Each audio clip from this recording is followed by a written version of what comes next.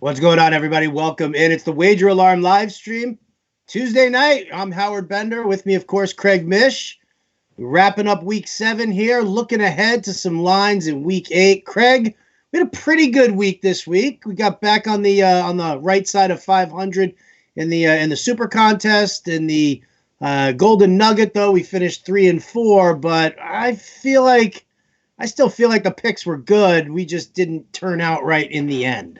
Yeah, it's much better than it. We actually were okay the week before that, but yeah, we had like a 1 week losing streak where some of the picks were completely sideways, and I think that of really between the 5 Super Contest picks and some of the extra ones, we definitely had a couple of stinkers this week in the NFL for sure, and we'll get to that. What are you talking about, dude? The Jets were great. Yeah, that was like wow. Yeah, that did not go well for us, and that was a really popular pick too, unsurprisingly. So.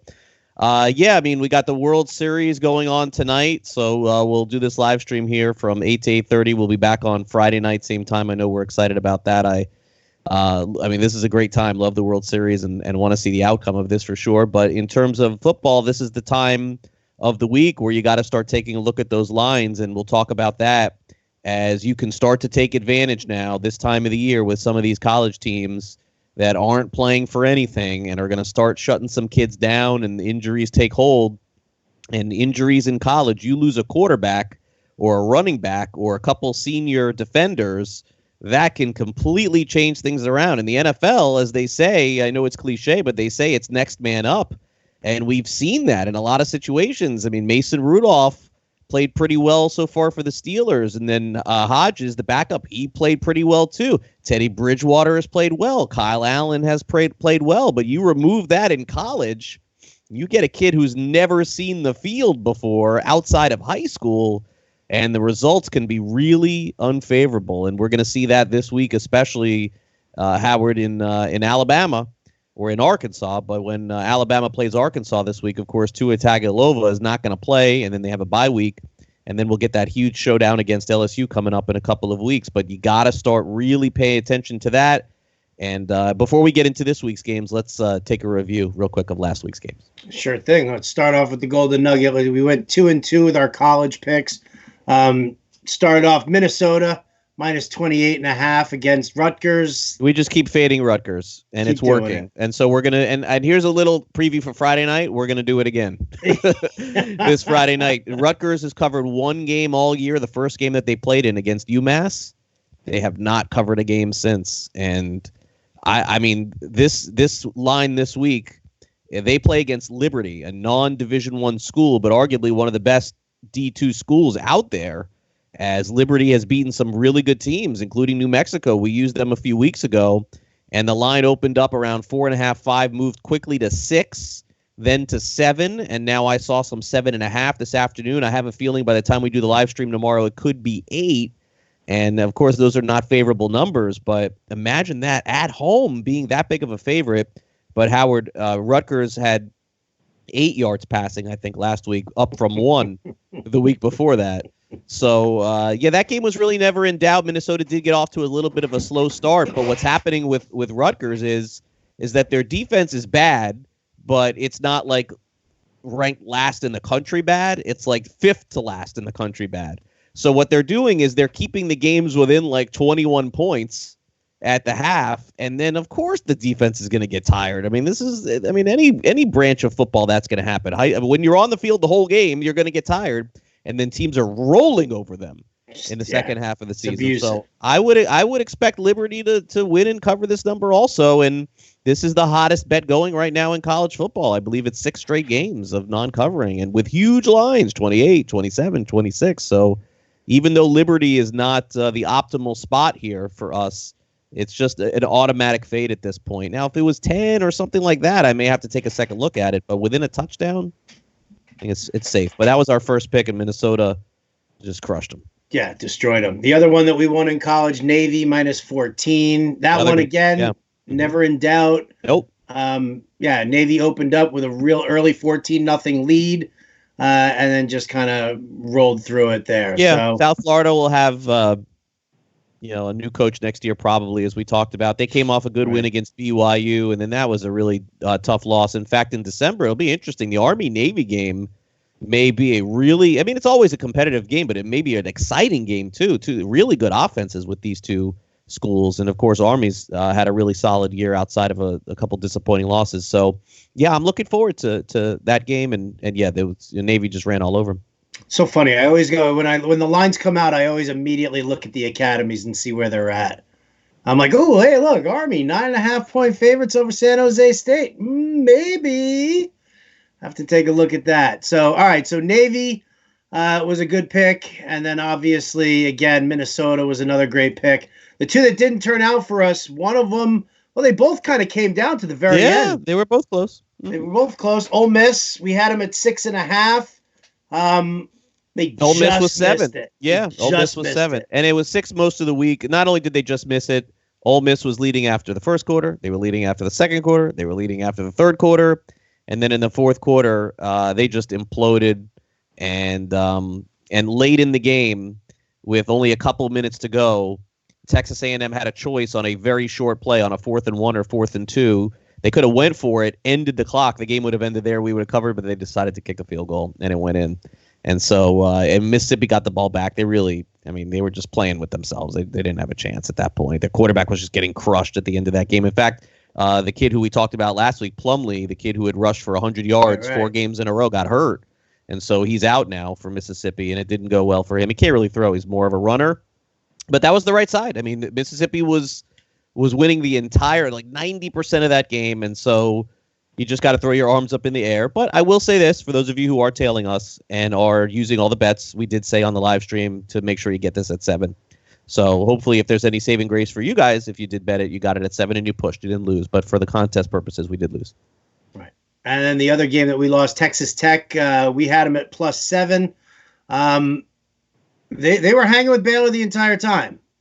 They really were. And Baylor is the number one surprise of the college football season. Mm-hmm. They are. I mean, but they didn't look good last week, and that was one of the things that we were talking about. Baylor just, they made it out in the other game. They were an underdog, and they won outright. We got to start giving them credit. The coach for Baylor is the coach of the year right now in college football, and Matt Rule. I mean, they have a chance to play for the Big 12 championship. This was when Art Briles left with all the scandals that he had there, and the team was winning 2 games in 3 games. Rule left Temple, and he went there, and they keep becoming underdogs or even favorites. And the game was really close until the 4th, and then it got out of hand. But look, that's where you want to be late in the 3rd, and so at this point we have to start respecting Baylor. They're having a great year. So 2-2 in the college games. The pro games for our games in the Golden Nugget. We had the Jaguars -3.5. I loved that game. I had no problem with that pick. I knew Leonard Fournette was going to rip them up, just kill the clock, and that's really what we ended up getting. Andy Dalton shoots himself in the foot at the end of pretty much. He really gave us that game, it was really up in the air going into the 4th, and I wasn't that worried. I mean, he threw 3 passes in a row that were picked. I don't know that I've ever seen that 3. I mean, that's like Nathan Peterman style. 3 picks in a row, 1 for a pick 6. I don't know that we cover that game if not for the pick 6. I mean, Cincinnati came down at the end of the game. I mean, Cincinnati is the king of the garbage time right now, though, right?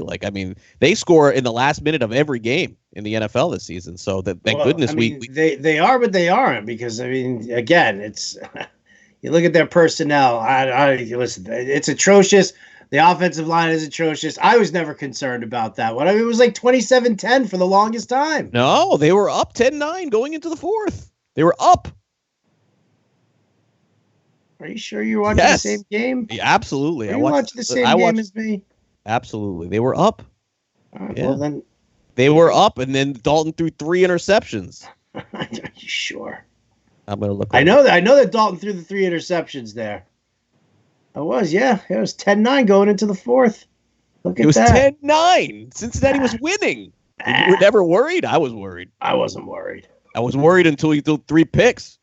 And then I'm like, oh my gosh. I remember texting somebody else too, going, oh my gosh, 3 in a row. I was probably more frustrated by the fact that the Raiders just got annihilated. They did, but I'll tell you right now that it was a 3-point game. Raiders had the ball, and Carr's running into the end zone, and flips it over the pylon, and it goes out of bounds. The Packers get it back. He throws the bomb to Scanlon. Like the second or the third time that Carr's done that. Second time this year that's happened. What are these guys thinking with that? This happens too often. So, look, I'm not saying that we would have won, and I don't know if the Raiders would have covered. I mean, that was Rodgers' best game of his career, but that was a huge shift in momentum in that game. But look, we got to eat it. The bottom line is that Raiders are, to me, the most unpredictable team to pick. You know what, though? I mean, I kind of feel like we should have known to avoid it because we were sitting there, like, I know hindsight's always 20/20,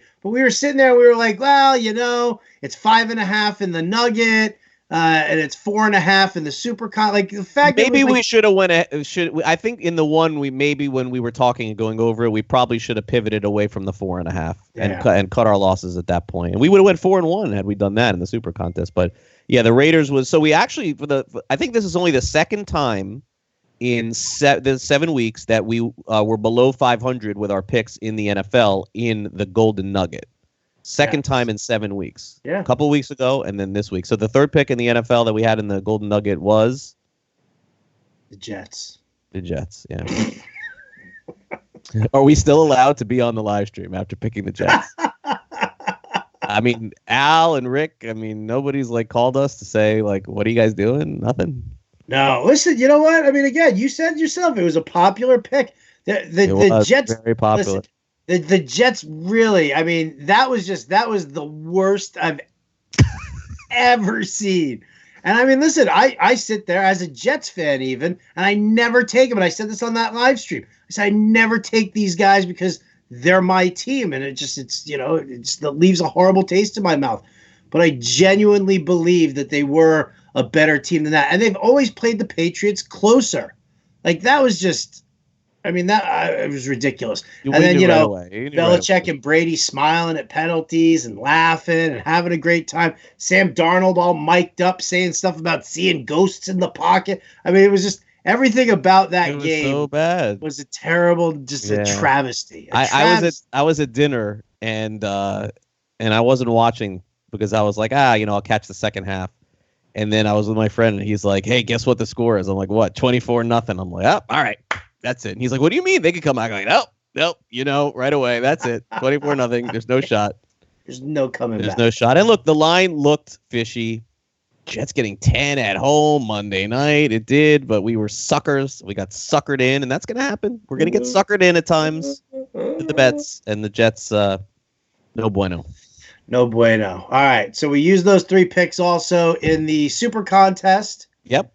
So we needed a rally. We were 1 and 2. We'd had good. The other 2 picks were good. The other 2 picks were great. First one was the Niners. Not the Niners. We took the Redskins against the Niners. Yeah, that was a solid pick from start to finish. The weather was horrible. Helped us out a lot. And look, San Francisco being a short favorite and a dog, they're going to perform all season long. But I would have big reservations about betting them as a big favorite in any game in the NFL this season. So.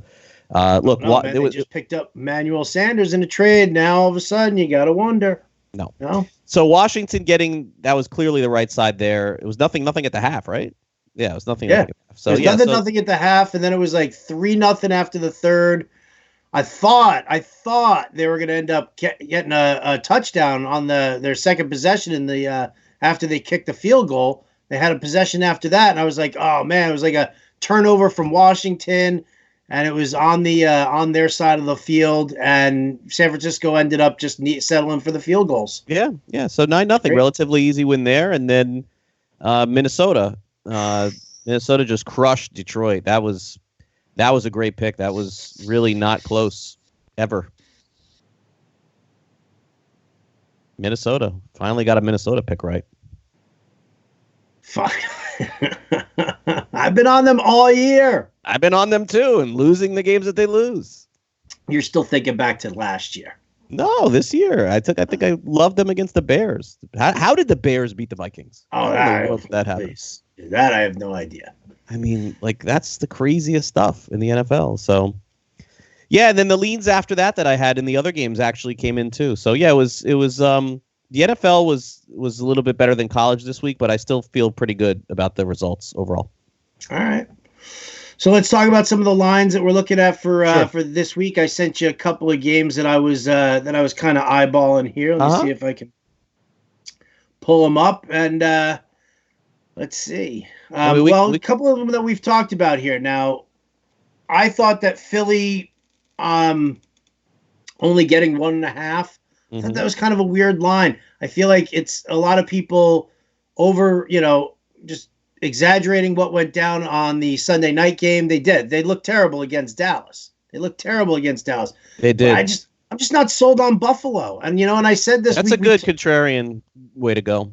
Like we talked about this, with Buffalo and the point spread with them over Miami. And I said I didn't like it there. I didn't think that Buffalo was, a 17-point favorite. And it, so I look at this one here and I think that Philly, that looks a little suspicious to me. We talked San Francisco, Carolina, off a bye week, 5.5-point road dogs in San Francisco.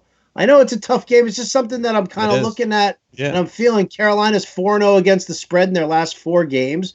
We've been riding high on them. Yeah, I like the under a little bit in this one. I don't think either team would score very much. It's dangerous once you get below 40-41. This one's at 41.5. Yeah, that's what I saw. Yeah. How about let's touch on Thursday night, by the way, before we go any further here. Redskins at Washington? Yeah. Got to do it, though. I mean, it's part of the equation. Sure. I mean, I wouldn't pick it, but... No, I wouldn't either. 17 points? You think Washington could cover that? You know what, man? It's a lot of points. Detroit put up some serious points. I was surprised that Detroit put up the points that they did on Minnesota here. Yeah, me too. Can't discount the revenge game narrative. It goes for both quarterbacks. It's right. Not just Kirk Cousins against the Redskins. It's now Case Keenum against the Vikings. So, listen. I think Minnesota doesn't have Thielen. Not sure what happened. I guess the weather was a factor, but I was really surprised that Keenum only threw once to McLaurin. Like that guy, he's been like his main target all season. It was like a 6-foot deep puddle in the middle of the field. So then there was just nothing happening, right? Okay. You couldn't throw it all in that one. That was Nick Bosa at the end of the game sacks Keenum and then does like a slip and slide dive across the field and probably goes about 15 yards just on his belly. All right, we got Seattle at Atlanta. Seattle is -3.5 there. I did like the Ravens last week against Seattle. I thought that was a weird line. I thought Seattle, why are they only 3? And you saw the reason why. A strange team this year. I think Seattle is better than 22 teams or 23 teams in the NFL. You would think Atlanta's completely done after seeing what you saw last week. But, man, the line's short, only 3.5. Makes me worried a little bit. Like, is Atlanta just going to show up all of a sudden for this game? Maybe. I said 3.5. Yeah. Really? That went down then. That went down a lot from where I'm looking. Yeah. Seattle's -3.5. Yeah. Holy cow. Yep. Philly at Buffalo. You mentioned the Chargers, Bears. There's no way we're picking this game, right? Come on. Who could predict these two teams? Chargers are a complete disaster. Bears offense is just dreadful. I would think another under maybe here. Bears got to go back to running the ball a little bit. What in the world was that last week? 7 rushes? Dude, I have no idea. And that's like, you want to talk about a team that you want no part of because you just don't know what's going on with their offense. I have no idea what Matt Nagy's doing. I have no clue what Nagy's doing. None. I mean, David Montgomery, you draft a guy like David Montgomery and then you don't give him the ball ever. He doesn't look good. He was looking good, though. Like, that's the thing is that if you watched him run a couple of games ago, back-to-back games, he looked good. I don't think so. Well, all right. My opinion. Giants, Lions. Lions are laying 7 points. Look, Giants haven't been able to stop anybody on the ground, as we saw last week, but the Lions are going to have a new running back, Ty Johnson. I know nothing about Ty Johnson other than that he's the starter going into this week. So, Marvin Jones coming off that huge game. Giants probably start a tailspin at this point, but I expect the Lions to do the same. I'm not a big believer in them either. So certainly a tougher one. Jets at the Jaguars. Jaguars are feeling good about themselves after what happened to the Jets. What Jets in the world are we going to get this Sunday? I mean, My guess is the Jets are the right pick here. My guess is the Jets, coming off the worst game possible, are going to have a good game at Jacksonville. No one will take the Jets after that last week. I want that line to go up to 7.5. But my guess is the Jets are the pick. Cincinnati at the Rams. The Rams are minus 13 in this one. I mean, Bengals have a knack for covering these lines, these big lines. I by the way, I don't buy anything that I saw after the Rams beat the Falcons last week. I don't have any extra confidence in them. Arizona at New Orleans is interesting for me. I may like the dog in this game this week. Arizona, Howard, against New Orleans. Really? Yeah, I think so. I think this is a good spot for the road team. The Saints have proven everything they possibly can. They've won every big game, every small game with Teddy Bridgewater. Are you telling me they're going to have no letdowns? They're going to win every game without Drew Brees? No, I mean, Arizona's just. I mean, listen, we're playing talking much about better. The spread. They're playing much better. We're talking about the spread here, and that's the thing. So, I mean, I'm looking at it at 8.5 right now. That feels like a lot. It does feel like a lot, and that for that aspect, I mean, yeah, I would consider taking Arizona in this one, but I don't see Arizona being like walking in and winning this one outright. No, but you never know. Tampa Bay, Tennessee. You got a coin for Tampa Bay, Tennessee, or no? Tampa Bay, Tennessee. It's Tampa Bay, dude. It's Tampa Bay. Give me the 2.5 points. Winston. Denver at Indianapolis. Tannehill. You're gonna let your Miami? I don't like Tennessee either. Look, Tennessee at some point is going to win like 4 or 5 in a row, go into the last week, have a chance at the playoffs, right? That's coming. Denver at Indianapolis. The Colts are minus 6. Colts looked fantastic last week, by the way, against Houston. And Denver, they got 10 days, but it doesn't matter. Carolina at San Francisco. San Francisco's 5.5. We discussed that briefly. The Raiders at Houston. Kind of feeling the Raiders, honestly, again this week. But are you? Are you? A little bit, yeah. Are you? So I think I have a voicemail here that says, I'm never taking the Raiders ever again. I know, but I see 6.5 points against Houston. How is Houston a bigger favorite against the Raiders than the Packers? Care to explain that one? I mean, again, it was the situation when you're looking at what Houston's been doing the last couple of games versus what Green Bay had been doing over. How did Houston look this last week? How did Houston? They looked okay. They looked fine. I mean, they lost to Indianapolis. It wasn't. Indy's a great team. Do you think Houston's better than Green Bay? No, probably not. You think they're the same? They're close. I think they're closer than you think. Okay, that's fine. But then why is Houston a bigger favorite over Oakland than Green Bay? I don't know. That's a reaction just to that game Sunday. Browns at the Patriots. I'm never. Oh, yeah, forget it. And Packers. 13 points. 13. It's not even 2 scores. Taking Cleveland. We're gonna go against Patriots. No. I'm taking the Patriots. Yeah, probably. Packers at the Chiefs. Green Bay minus 4.5. Wow, it's Green Bay minus 4.5. Like the Mahomes factor is that's like a 7-point swing. And then Monday night, we're definitely taking Miami, right? At Pittsburgh. Oh, have to, right? Getting 14.5. Come on. I'm fine with that. Yeah, we're gonna take. Fine with that. I love it. The Fitzmagic. It's so great. I don't think he's great, but Miami's fought a little over the last couple of games. So yeah, against who though? Against who? Buffalo. Right, and what's wrong with Buffalo and Washington? No, the Washington was Washington was. Buffalo is a divisional game, and those teams see each other all the time. It's true. All right, in college, let me go over a couple of the big games before we get out of here. This week, we don't have too many ranked opponents playing each other. Auburn LSU is the big game at 3:30. By the way, they announced Alabama LSU in 2 weeks, a 3:30 Eastern game, not a night game. I don't know why they did it, but it's an afternoon game. You could have got the biggest ratings of all time on a Saturday night. They chose an afternoon game. Either way, Auburn LSU is the big one. This is an elimination game for Auburn. They lose, they have no chance at the playoff. If they win, it puts them back in the conversation. LSU is 11.5-point favorites in this one. Wow, that is incredible. Also, Alabama plays against Arkansas without Tua. They are 32.5-point favorites without him playing this week. What happens if he was with him? What would the line be? 40?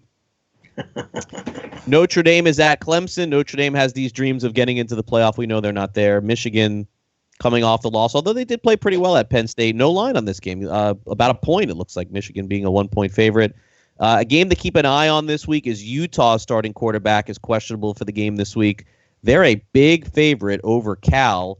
Cal did not play well last week against Oregon State, which was a surprise. The Bears had got off to a good start. Now all of a sudden they're 4-3. We know how good Utah's defense is, but they are going to need to have some good quarterback production to cover this line. That's a big one, 21 points. So, we'll certainly keep an eye on that. Friday night's game is USC at Colorado. Colorado's not good. USC is 13.5-point favorites. And then SMU is having this magical season. They're 7-0.